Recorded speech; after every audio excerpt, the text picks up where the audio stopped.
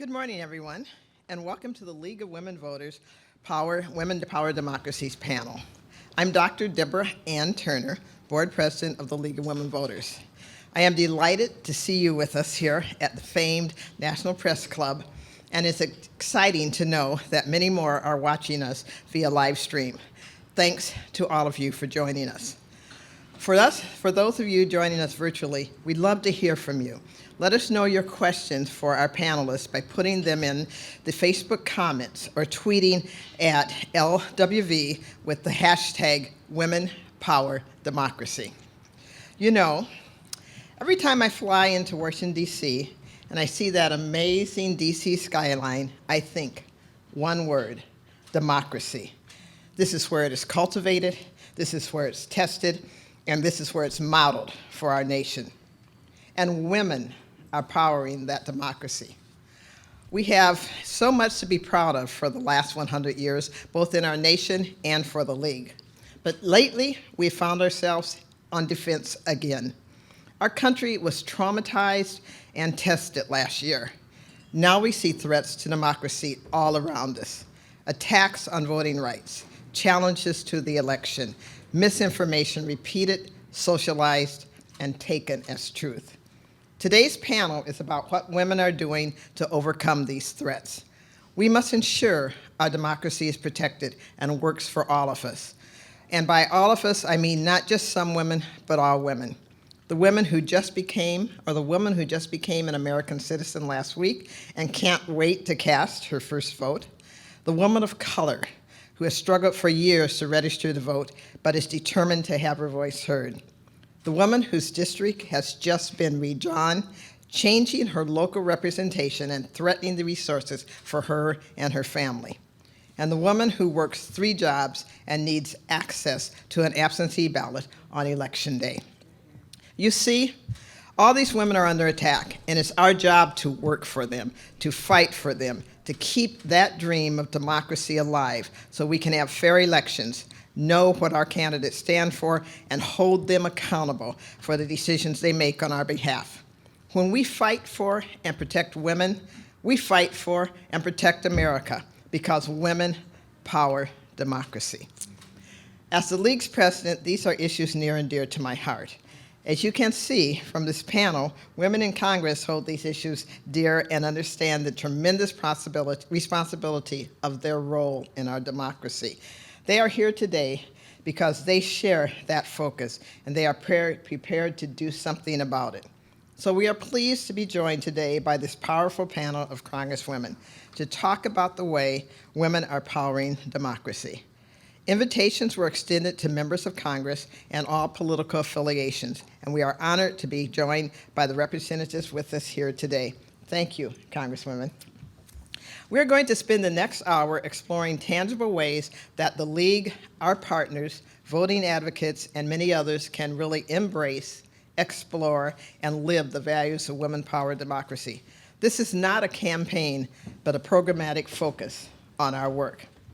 The landscape has changed, as landscapes do over time, and we are ready to meet that challenge. We are preparing to step up and meet the moment by battling mis- and disinformation.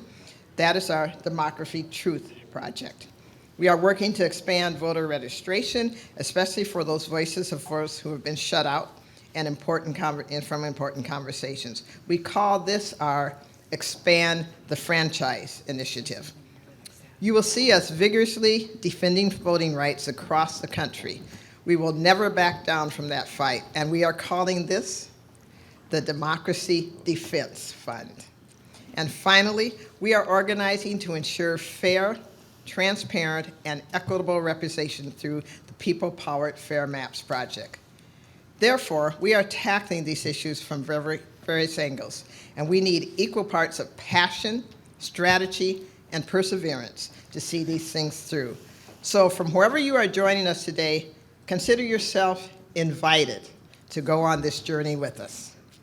Now I'd like to introduce to you my friend, partner, and moderator of today's panel discussion, Virginia Kase Solomón. Virginia has dedicated her career over the last 25 years to fighting for social justice and civil rights, which makes her the perfect moderator for this critical conversation. As CEO, she leads the League and our members across the country to advocate, march, protest, and at times be arrested to build upon our vision of an inclusive democracy where every person in America has the ability and opportunity to participate and advocate for issues that matter to them. I'm proud to work alongside her, so join me in welcoming Virginia Kase Solomón.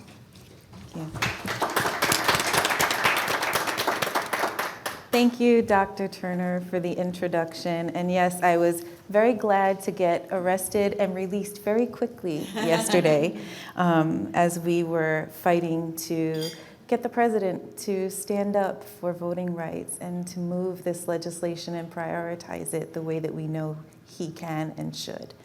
And it's just an honor to be with you, so thank you so much. It is my privilege and honor to introduce this distinguished panel of powerful women legislators. I mean, we are so fortunate today to have these incredible leaders here with us. And we're here to discuss the ways women power democracy and how women can advance a stronger, more representative American democracy. For this conversation, we are joined by 4 congresswomen who represent constituencies across the country. From the great state of Alabama, first we'd like to welcome Congresswoman Terri Sewell, who represents the 7th District, which includes such areas as Birmingham, Montgomery, Tuscaloosa, and Selma. Welcome, Representative Sewell. And from the I'm always ready to go. The amazing, right? From the great state of California, I'd like you to join me in welcoming Congresswoman Jackie Speier, who represents the 14th Congressional District, located in Northern California. We are so happy you could join us, Congresswoman.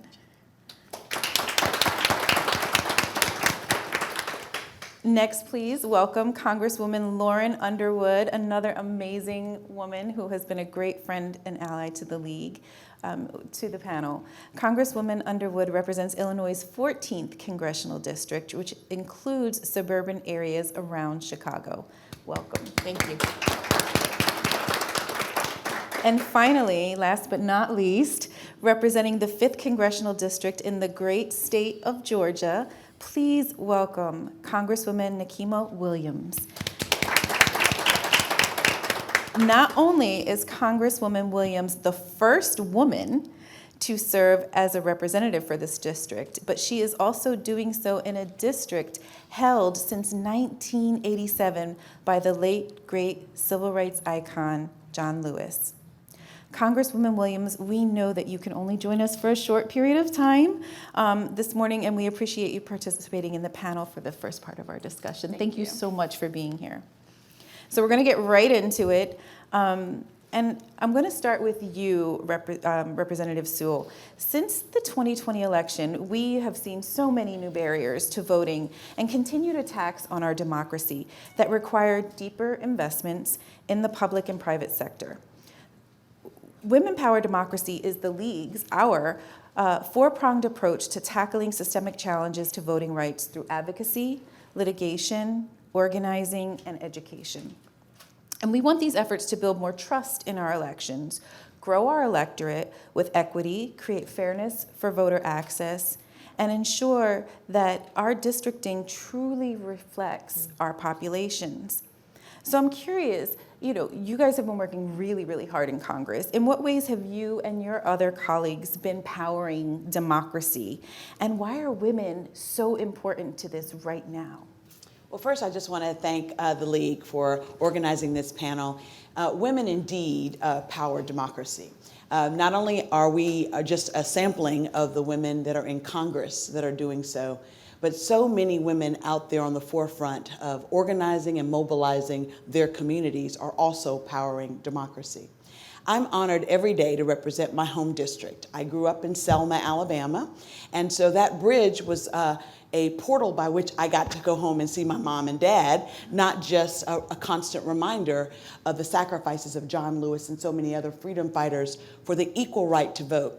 I am honored also to carry the seminal piece of legislation, H.R. 4, the John Robert Lewis Voting Rights Advancement Act. And I'm proud to say that we in the House of Representatives have already passed it. It was 219 to 213, thank you very much, August 24th, led by women. And it's now sitting on the Senate side. And what H.R. 4 would do, it's a complement to H.R. 1, but H.R. 4 is specifically tailored to restore the full protections of the Voting Rights Act of 1965. If you had told me that we would be 56 years later fighting the same fight that John Lewis, Amelia Boynton, and others fought 56 years ago for the equal right to vote, I would say no way. But old battles have become new again. And so while we're no longer counting how many marbles are in a jar, modern day barriers are no less pernicious. Whether it's stopping a person from receiving food or water while they're in line in Georgia, to purging rolls all across this nation, to determining which IDs can be shown in order to get your ballot. People are choosing winners and losers. States are choosing winners and losers.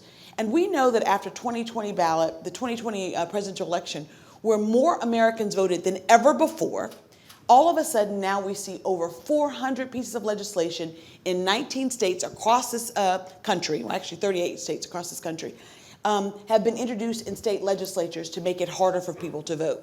And we're seeing women at the forefront of stopping those efforts. Not only are we just thrilled to be on this panel discussion, but we know that women often are the ones that are determining who we vote for in our families, but also how we go about voting. And so I just want to encourage the League to continue your efforts to educate, to mobilize. I think it's really important that you not only advocate, but you are willing to litigate. The Voting Rights Act of 1965 was gutted in 2013 by the Shelby versus Holder decision, which found that Section 4 of the Voting Rights Act unconstitutional. And so by invalidating the formula by which Congress decides which jurisdictions have had a history of voter discrimination, and therefore Section 5, the remedy, pre-clearance should be provided for those districts in order for any of their laws, their election laws, to go into effect. It was a prophylactic measure that on the front end we could stop voter discrimination. It's often hard to unring a bell, but right now this nation has had no federal oversight. So I just want to remind everybody that H.R. 4, the John Robert Lewis Voting Rights Advancement Act, does just that. It restores the full protections of the Voting Rights Act by coming up with a new modern day formula. We will only look 25 years going forward, so 1994 going forward. And states or jurisdictions that have had a history of voter discrimination, that's 10 or more adjudicated violations of voter discrimination, would have to pre-clear their election laws. And so, look, we are trying to narrowly tailor this. We know that voting rights is under assault, not just in Congress, but by the Supreme Court. We know that a 6-3 court is looking not only to invalidate H.R. 4, but looking to invalidate the Voting Rights Act of 1965, which includes Section 2, the litigation arm, which was also under attack, and most recently under the Bonovich versus DNC case this summer, made it harder for us to bring voter dilution cases and voter denial cases. So we have a lot of work to do. And I know that not only is the League run by wonderful women, but we see LDF, Legal Defense Fund, led by Sherilyn Eiffel.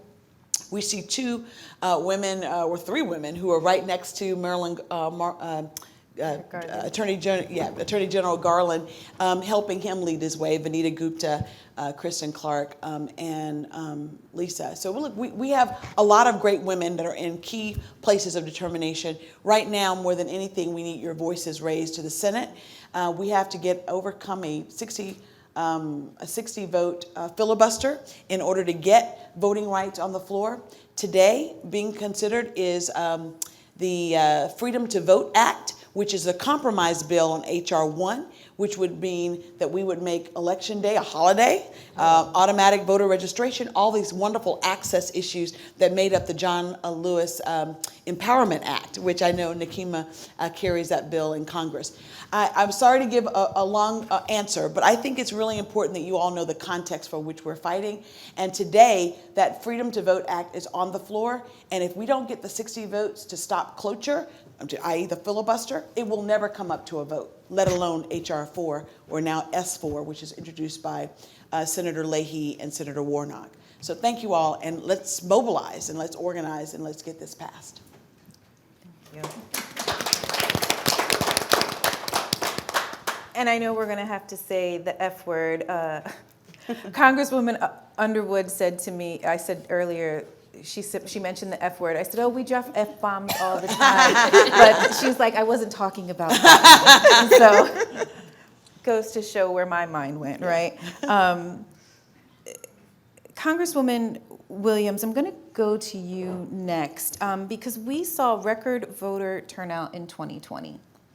However, there is still a lot of work to do to continue the trend and increase voter participation, especially in the more vulnerable communities and communities that have been marginalized for just historically. Yet new threats have emerged in states like Georgia that limit access to the ballot even more. So I guess my question to you is, what do you see as the greatest barrier to not only voter registration, but to the ballot box?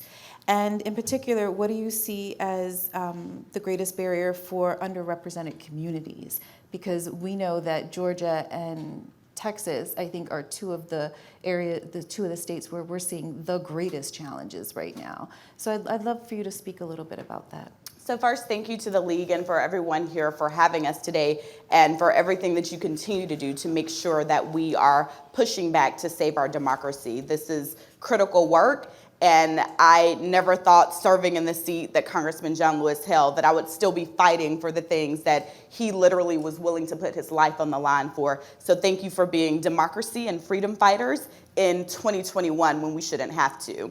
And when we think about Georgia, we played by their rules and we won, y'all. We won big, and that's why they're trying to change the rules. So we saw what happened in November, and people thought it was a fluke. Georgia voters turned out in force, and then we showed back up in January and delivered not one, but 2 U.S. Senate seats. And then all of a sudden, there needed to be rule changes on how Georgians access the ballot. So during the legislative session, we saw a number of bills come up, and then we saw corporations standing behind legislators to restrict the right to vote. And we quickly mobilized civil rights leaders, the Black church movement, and other organizations who are willing to stand up in the face of an affront to our democracy. And they started to push back, and quickly we saw these corporations change their minds about what was okay and what wasn't okay. In Georgia, we literally have a law in the books that went into effect July 1st of this year that says you can't even give food and water to people standing in line to vote. And I don't know about y'all, but I'm from the South, grew up in Alabama, live in Georgia, and y'all, it gets hot in a summer primary in Georgia. So literally giving water to someone is now a crime. We've introduced a bill for that in Congress because we have bills for a few things that are sitting, waiting for the Senate to take action. But what we're seeing is this rolling back of election laws that impact young voters, first-time voters. Nationally, there is a 15% turnout for the youth vote across the country. In Georgia, we had a 21% turnout in youth voters. And so when we see things that are making it harder for you to get an absentee ballot, that make it harder for you to access drop boxes. Now in Georgia, the law is drop boxes are only available between the hours of 9 and 5. 9 and 5. The whole idea of a drop box is so that you can access it at times that are convenient for you to drop your ballot off. but now they're only available between the hours of 9 and 5. And we saw a lot of young voters utilizing that. We had an opportunity to partner with third-party organizations where our state wouldn't step in. Other organizations stepped up, like State Farm Arena, where the Atlanta Hawks play. They opened up their doors to make it a mass voting site so that anybody could come at any time. And it was an experience. We turned voting into a thing in Georgia. Like, you come and you can meet the players, you can vote, you can take a tour of the arena. Now, that's against the law. We can't even partner with third-party organizations.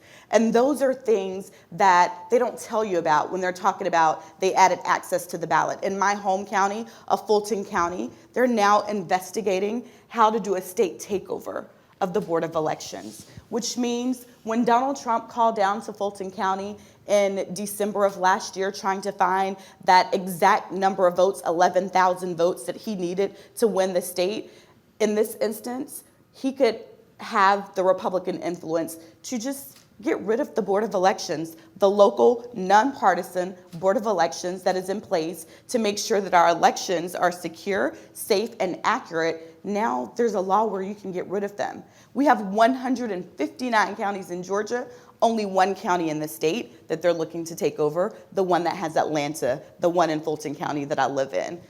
We can't out-organize our way out of election subversion, and we shouldn't have to. But you best believe that we're gonna continue to show up, we're gonna continue to turn out, and we're gonna make sure that we continue to partner with people because we have to get these voting bills across the finish line. We have to make sure that people understand what's at stake, and we're gonna continue to do what we need to do. We have our first test against these election laws with the November municipal elections across the state, but we're continuing to do the work, but it's gonna take the legislative work, the litigation work, and the organizing and advocacy on the ground. But we shouldn't have to try to out-organize our way out of election subversion because there's just too much at stake. So I am so proud of my colleague, Congresswoman Terri Sewell, and what she's done with the John Lewis Voting Rights Advancement Act. And Terri, I mean, that's the rallying cry. How do we get this done? Because states like Georgia would have never been able to pass the law, SB 202, that they passed, had we had pre-clearance in place, and they had to go to the Department of Justice to get permission. So we have our work cut out for us, but you have some people up here that are willing to put it all on the line for our democracy.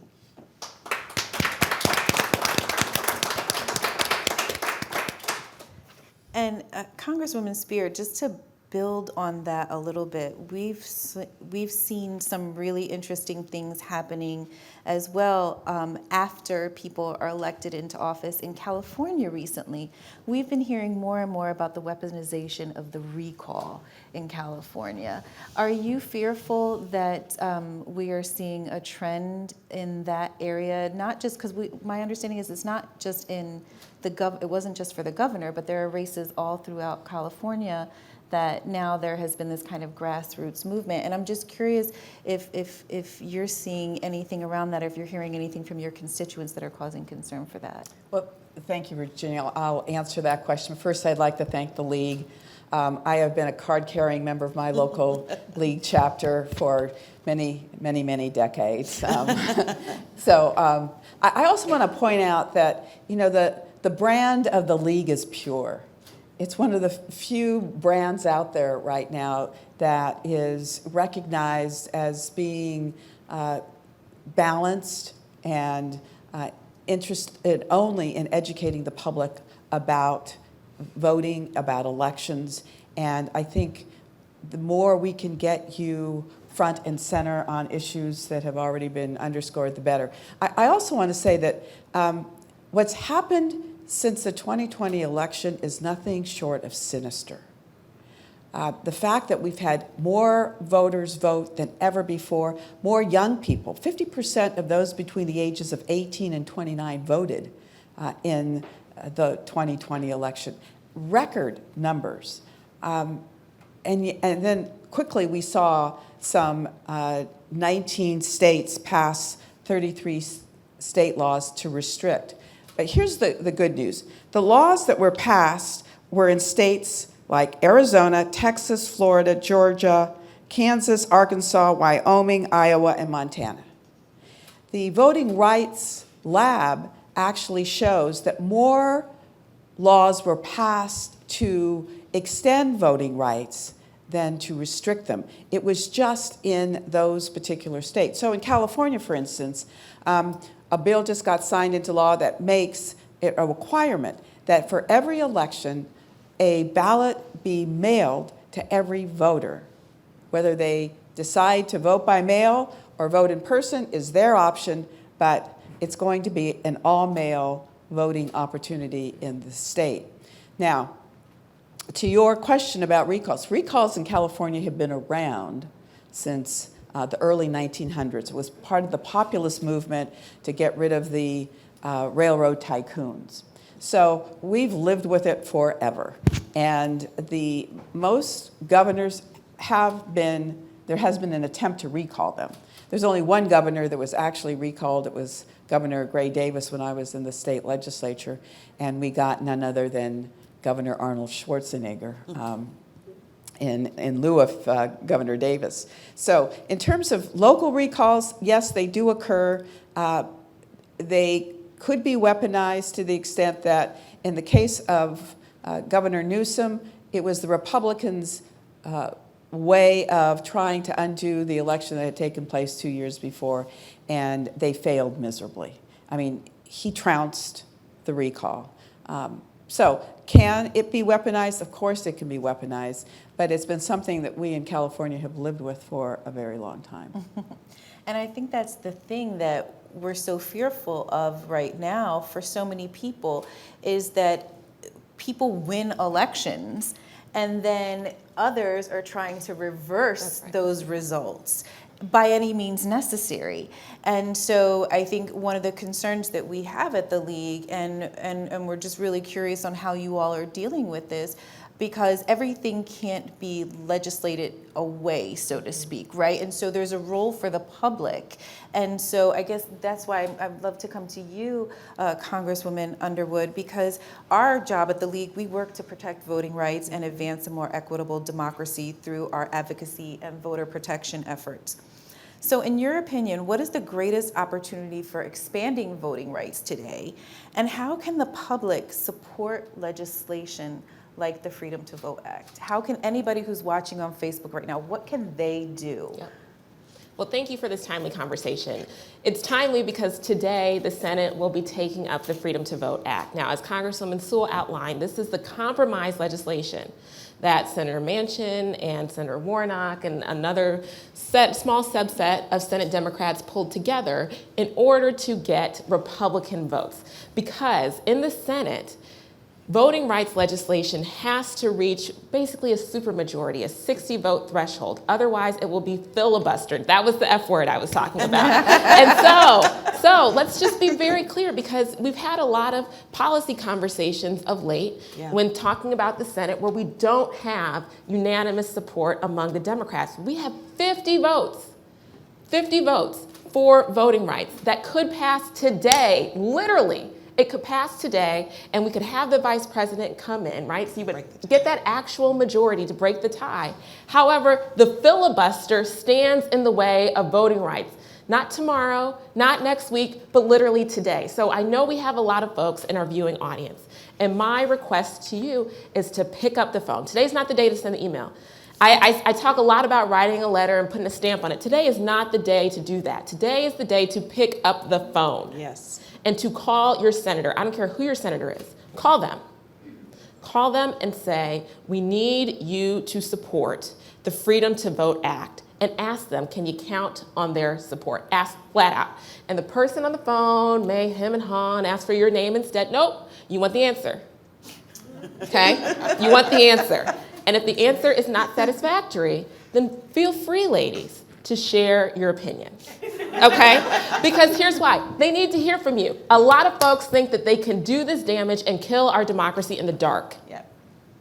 We have a lot of folks that don't go home on the weekend. A lot of folks that don't have public events. A lot of folks who think that they are almighty and have the opportunity to dictate the future of this republic and our democracy, and that they can do their dirty work in the dark. And what we are going to say is not on our watch. Yeah.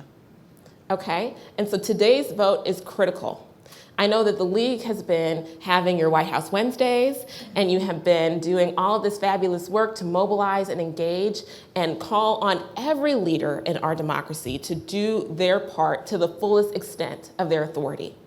Part of that responsibility will be to have a tough conversation about the filibuster. My thought, and everybody on this panel may not agree, so I just want to be very clear about this, but my thought is the average American doesn't care about procedure. Yeah. The average American wants to see us get things done. And the average American understands what it means when we limit their core civil rights, when we restrict, when we call back, when we make it more difficult to participate in our democracy. And the average American's not having it. They're disappointed. And guess who they will take that disappointment out on? All of us. All of us. Therefore, I just want to affirmatively state to my constituents in the 14th Congressional District, who I know are watching because we have very robust League participation in Northern Illinois, that ladies, we are fighting hard for our voting rights, and we look forward to having the opportunity to consider the Freedom to Vote Act once the Senate gets it together and sends it over our way. But please call your senators today. Yes. Even if you're from a bright blue state, doesn't matter, call them and let them know our expectations around voting rights and access to the ballot box. Thank you. I will say that it's interesting because what we've heard back from our nearly 500,000 members and supporters in 765 communities across the country, that people generalize and say Congress isn't doing anything. And our members will say, well, wait, the House is passing a lot of legislation. What's going on with the Senate? So I appreciate that. Well, we're led by a woman. Well, there you go. What a difference it makes. Isn't that the case, right? I'm telling you. So I think there is a lot of frustration with the Senate right now. And there's another, I think, frustration, Congresswoman Speier, that I want to direct to see if you can help maybe help folks understand. And it really is on the threat of mis and disinformation, what I like to call lies, whether they are intentional or not. But we saw in the 2020 election, and it continues to deceive voters, and it really is endangering our democratic institutions. The League, we have a program called the Democracy Truth Project, and we want to counter mis and disinformation and advance better public understanding of the democratic and electoral process, because we know that elections administration, poll workers, people are feeling threatened right now. They're afraid to do their job. And many of these jobs are volunteer jobs held by seniors and other folks who are really committed to just making sure that our elections are working properly. So in your view, what can people do to best counter the spread of misinformation about voting in elections? And how can we build back trust in our democratic process? And I'm actually going to pass this to all of you, because I think this building back trust piece is really hard when, something that people generally trusted has now been, I keep using this word, weaponized, but it's really frightening for so many of us. And so I'm wondering what can we do about it? So it is truly profound that you can have someone, as the former president, say a lie, say it over and over again, and people will begin to believe it. Mm-hmm. The majority of Republicans believe that there was excessive fraud in the 2020 election, even though there have been audits and re-audits that have taken place in states like Georgia and Arizona that have proven, frankly, more often than not, that Biden got more votes, not less votes, than were actually tabulated. So the disinformation is real, and it is fueled by two of my constituent companies, Facebook and YouTube. And one of the horrific issues that occurred during the 2020 election was the use of social media, and particularly Facebook, to demonize women who were running for office. Mm-hmm. Once Vice President Harris was nominated by then candidate Biden as his vice presidential nominee, I called on Facebook to be alert to the fact that there would be a vigorous effort to demean Vice President Harris as a candidate. And the Wilson Center here in Washington did a study of 13 women candidates, Republicans and Democrats across the country. And they saw that more Democratic women were being demonized than Republican women. But the person that got 78% of the demonization was candidate then Vice President Harris. And much of it was sexually oriented. So I reached out to Facebook, had a conversation with Cheryl, who, and then we actually provided them with 20 examples of this kind of victimization and demonization that was taking place. And they were grotesque. And we showed them to her and her staff, and she says, these are, and they violated every one of their principles in their use agreements. They violated them. She admitted to that. And yet, her answer to me was, well, bring us more and we will take them down. Now, I believe they have the ability to change their algorithms. They have the ability to shut these down, and they chose not to. So I think our role really is to call upon the social media companies to be more responsive.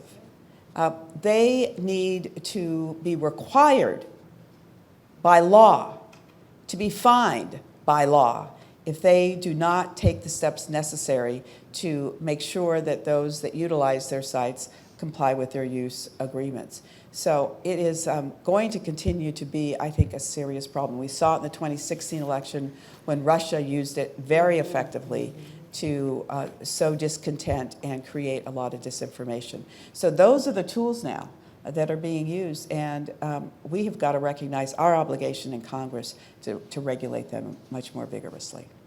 Thank you. I think that that's something that we all recognize, and I also don't want to diminish the role that race plays in social media and the fear of a black and brown electorate and leadership. And so, Congresswoman Williams, I'm curious, you know, after Congressman Lewis passed away, you took on this very important role, but we saw this with Stacey Abrams when she was running for governor. We've seen real backlash against women of color candidates and the mis and disinformation there. And so I'm wondering if you can speak a little bit to that as well. And outside of social media, are there other opportunities to get accurate information, especially when there's this backlash on telling the accuracy of American history now, even in schools? You know, how do we do it? So first, I think we have to recognize the role that we can all play in this, not just the companies, but when your auntie sends you that article or shares that article that you know doesn't quite sit right and you know isn't accurate, like, let auntie know that this isn't right, this isn't factual, and help to fact check things on your own before you share them. You'll see the headlines, and sometimes we will share things that we don't really want to be out in the ecosystem, so make sure that we're doing our part on that. But when we think back to the 2018 election, we also have to check ourselves, because we have to change, as we're changing the face of who is in leadership in this country, we have to be comfortable with people who do not look like the norm. When you look at all of the vice presidents in this country, none of them have looked like Kamala Harris. And so this was a lesson that we had to teach people who sometimes were well-meaning on what leadership looks like in this country. And so pushing back and changing the narrative in that regard.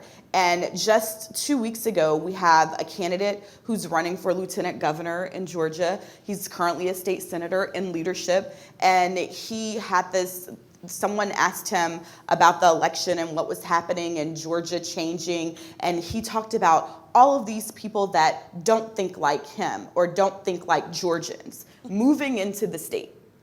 And so sometimes I can get a little smart mouth, y'all. And so I was like, well, I was born in Columbus, Georgia, and I don't think like you, sir. And and he said, we need people who are coming to our state to assimilate. And so what that means is he wants this group think and everybody to think the same way and to continue what Georgia looked like in the good old days. And so we have to push back against those narratives on maybe we don't want what happened we had 4 dark years in this country, but y'all, there were some dark times before that as well. Mm-hmm. That we have to make sure that we are moving forward in this country. And that means changing what leadership looks like, changing our narrative on who we can see in these positions and how comfortable we are in pushing back at things like this lieutenant governor candidate saying that people coming in not thinking like Georgians and needing to assimilate because we need to get back to the good old days. And my friend Stacey Abrams has not announced what her plans are for next year, but if I have it my way, we will have a Black woman at the top of the ticket in Georgia, and we will have an opportunity for you all to chime in to help us change what the face of leadership looks like in Georgia. If we can do it in the Deep South, we can do it anywhere in this country. Yay. So it's going to be up to all of us to make sure that we are pushing back, because it's going to come. Whether just yesterday when you got arrested, my friend State Representative B. Nguyen was in town, and B got arrested, and B is the first Vietnamese American elected to the state legislature in Georgia.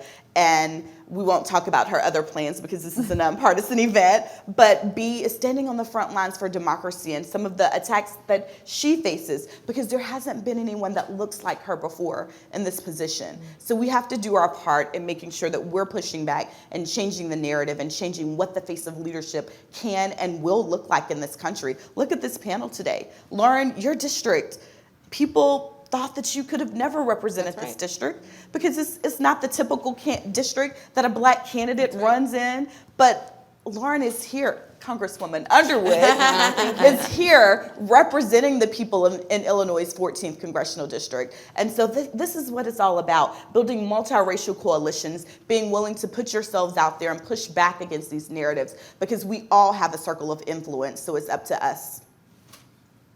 Thank you so much. And I'm getting my 1-minute card, but I want to continue this a little bit longer, and I'd love for both of you to answer as well, on ways that you're trying to combat, and I would say outside of social media, right? Yes. Because, even just around, we've seen the vaccine politicized, we've seen so many things where people are just getting really bad information, and it's not just any one demographic. With the vaccine, we saw, that even Nicki Minaj, right, who was getting bad information. So we have, it's across the board though. It's not but people have a platform. We gotta call Nicki Minaj out too. I know, poor her. But, and I'm not trying to demonize her. I'm just saying it's so easy for people to be able to get bad information and continue to spread it. And so how do we combat that? Because our elections, people just got such horrible information. And we do have a midterm coming up. We have a primary coming in just a few months. Yes. And so how do we do that? Okay, so let's talk about, I'll say it like this. I think in Black families, healthcare information typically flows through the maternal figure, right? Mom or grandma says, go get vaccinated, go get your checkup, go get your breast exam, go get your shots. And, she might remind you strongly a few times, and then you go and do it. COVID was a little different in that the information and the healthcare decisions kind of flowed through a different pathway. I think with elections and with voting, we know even outside of the Black community that in many households, it's mom who's encouraging you to register to vote. She might even take you to register to vote for the first time. That might be a bonding opportunity. Mom is reminding you to fill out that absentee ballot while you're in college. Mom is reminding you to participate in our democracy. The role of women in our families in making sure that we're healthy, making sure that our country is healthy, is one that is unmatched. The ladies are the one that's keeping us together, literally. Okay, and so when I think about disinformation and the way that flows, they have manipulated these familial and relational ties where the recommendations now are being tainted because now that maternal figure, maybe mom, maybe auntie, maybe grandma, is spreading some misinformation. My recommendation to folks that are watching is to be proactive.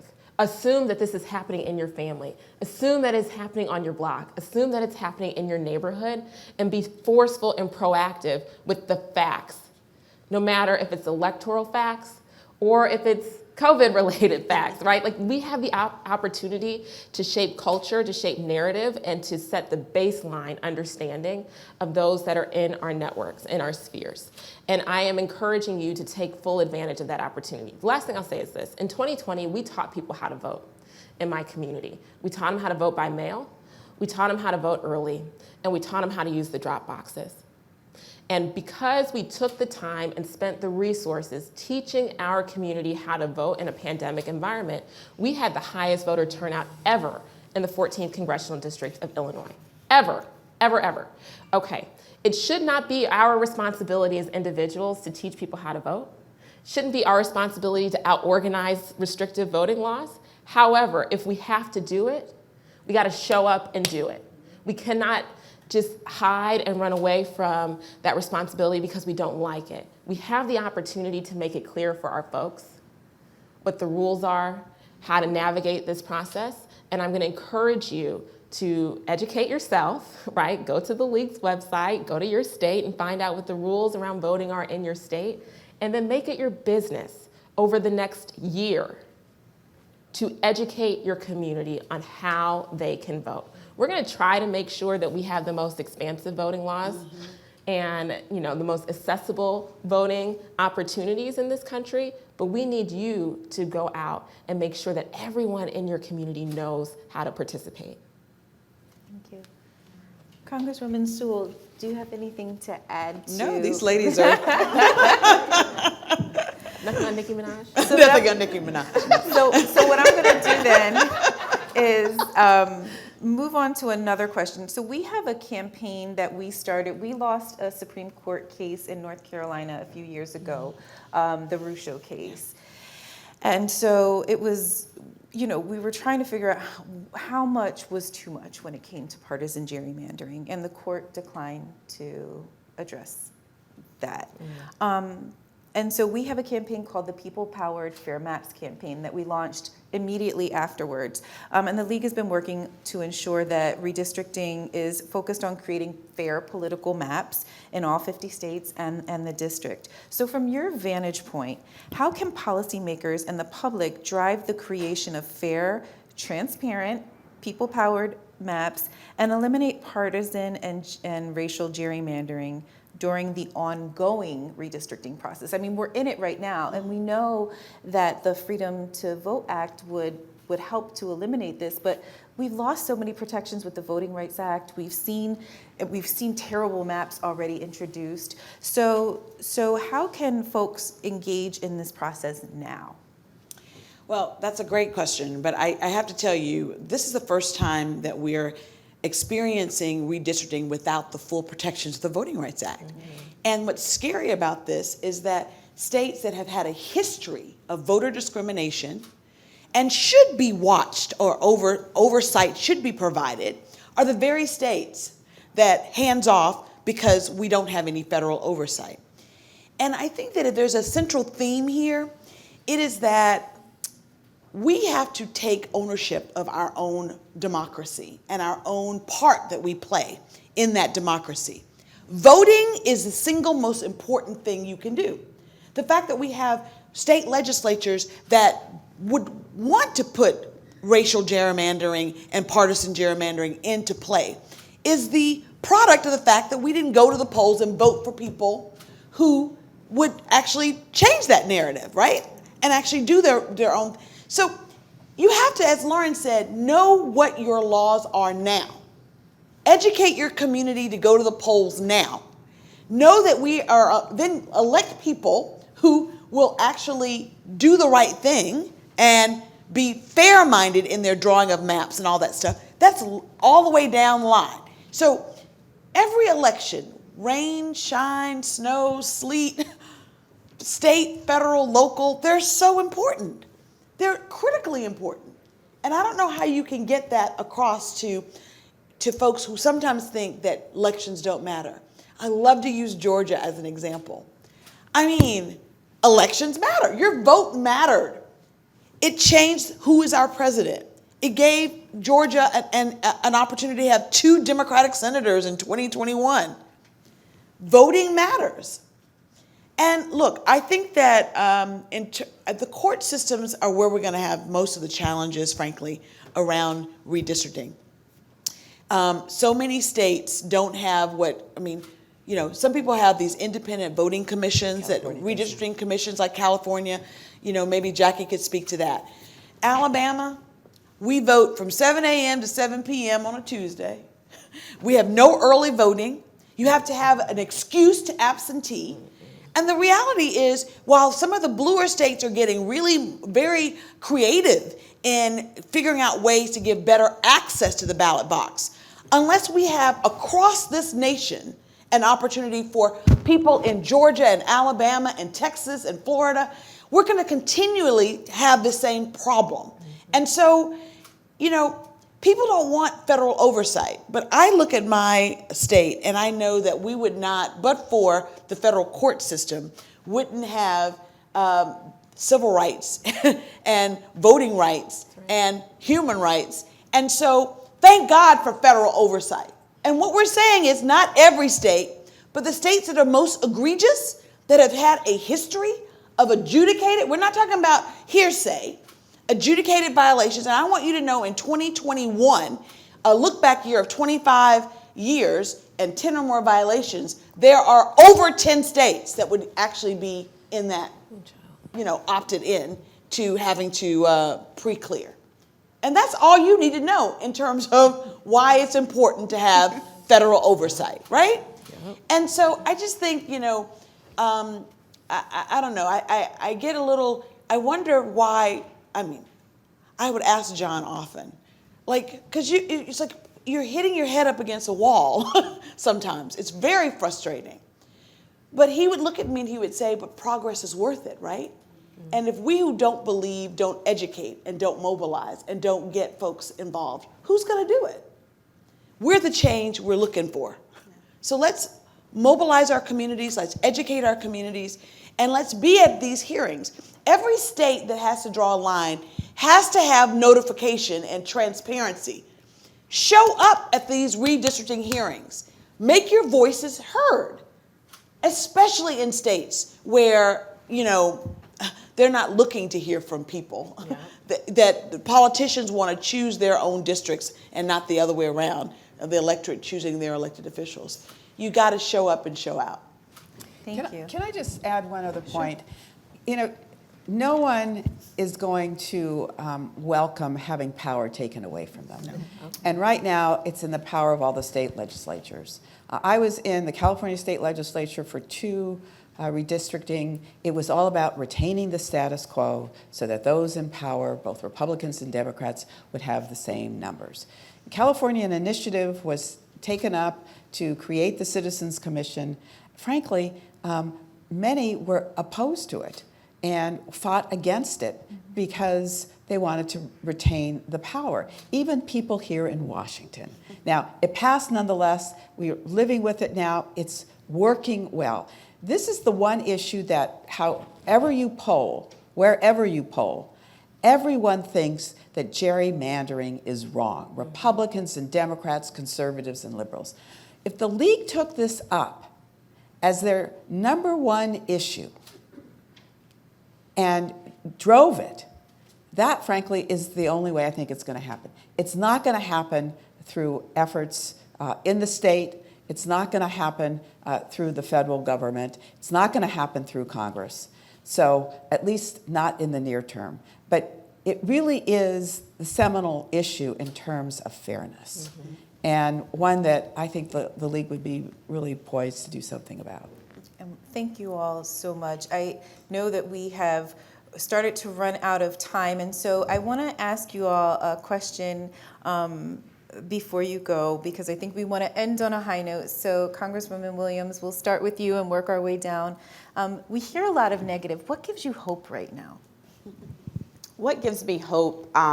Well, number one, seeing those election results in Georgia last year, I know what's possible. But I have a 6-year-old son, my Carter Cakes, and Carter pays attention to everything and is soaking it all up. And y'all, elections are about the future, and Carter is the future of this country, and we owe it to him to get this right. Just this week, he started his own little advocacy campaign and called his school board member because he doesn't get recess. He said, "Mommy, I want to be an after schooler because they get to go outside and play for 15 minutes, but I don't." And so we got his school board member on the phone, and then the superintendent chimed in. So what gives me hope is the future of this country and people like Carter who are literally taking things like recess in their own hands, but will one day be in charge of this country. And all of this work that we're doing will be worth it. Oh, I love that. Hey, Carter Cakes. Carter Cakes.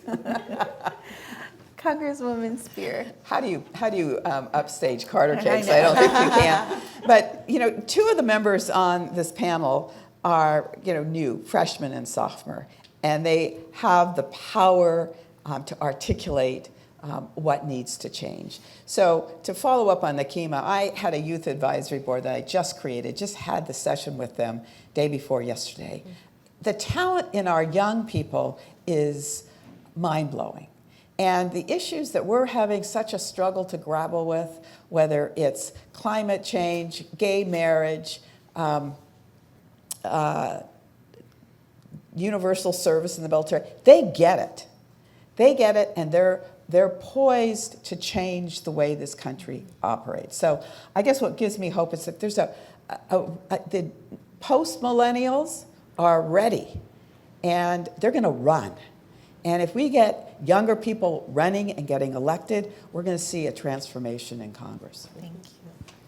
Congresswoman Underwood. Yes, what gives me hope is just women's leadership across this country. Women are running and winning in elections from school board and county board to Congress to the White House. And I am just delighted to be able to serve with these incredible women in our Congress and drive progress forward. And what gives me hope is really when you think about how resilient this nation is, and the fact that democracy, we're in search of a more perfect union, but when I think about the fact that we get to serve in Congress, and our foremothers did not. That's right. And the fact that really smart and talented people who are immigrants, come to this country and they give of themselves and they give of. And so what gives me hope is our democracy. And yes, our democracy is under threat, but I have to say the fundamental foundation of who we are as Americans, at the end of the day, I'm betting with us. Mm-hmm. I'm betting with us. And so it's the future, it's the leadership of women, it's our young people, but it's also fundamentally who we are as Americans winning out, ultimately. An equitable, fair, struggle towards a more perfect union. Well, I want to thank you all. You all are doing just such incredible work in Congress. We really are humbled that you gave us your time today and grateful for your service. We know after January 6th in particular, many of you were targeted specifically, and the duties that you perform, you didn't have to run. We know that there are always people who are going to come after you. There are people who are going to have horrible things to say and really challenge you not only as women, but for many of you as women of color in particular. And so we are just grateful for your courage and your leadership. And it really is an honor to be able to have you all here with us today. So thank you. And I'm going to pass it back over to Dr. Turner to close us out. Thank you, Virginia.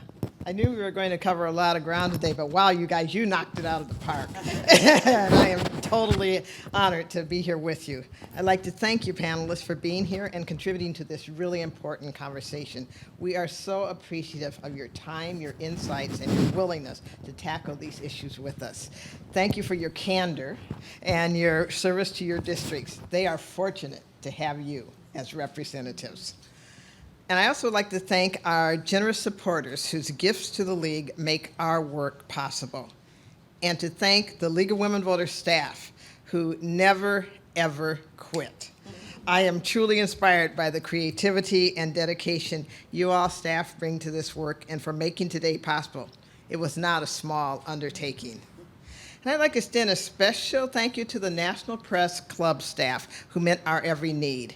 We are grateful for friends like you, and you have been a great partner to the LWV staff. Finally, thank you to those who joined us today. Whether you trekked to 14th Street or watched the mainstream, your engagement with this event reinforces for us that there are people willing to stand up against disinformation, help people gain and maintain access to the ballot, ensure fair maps, and keep our democratic values alive. We all have heard a lot to reflect on today, and I want you to leave knowing there is always something you can do to empower voters and defend democracy. Every year is an election year, and most communities have important local elections coming up next month. Invite others to visit our vote411.org and learn about all the important election resources that they can provide there. Recruit friends to be poll workers with you in your next election. Join your local League of Women Voters, or join them at least in registering folks to vote all year long. Redistricting is happening right now in your state. Make a public statement about the maps being drawn where you live and have a say in how you are represented. There are so many important ways to defend our democracy, and I hope you each will find one activity that helps become impactful for you, your family, and your community. Finally, I invite you all to visit the League website at LWV.org to keep up with what we're doing under the Women Power Democracy banner. Women have a long track record of success when we work together. Now, like in so many other difficult times in our country and in our history, we can make a difference. So let's get out there and do it, and thank you all for being here.